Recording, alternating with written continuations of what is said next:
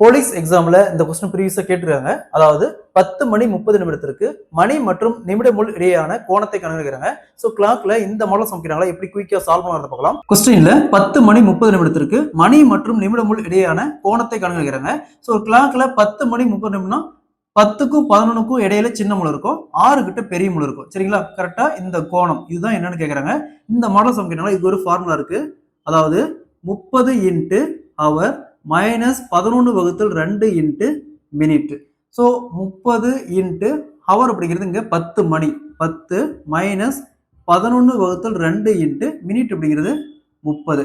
So 30 ரெண்டாவது cancel பண்ணால் 15. So 10 into 30 300 minus 11 into 15 165. So 300ல் 165 போச்சுன்னா மீதி 135. ஸோ அப்போ இதுக்கு இடைப்பட்ட கோணம் பார்த்தோம்னா 135 டிகிரி.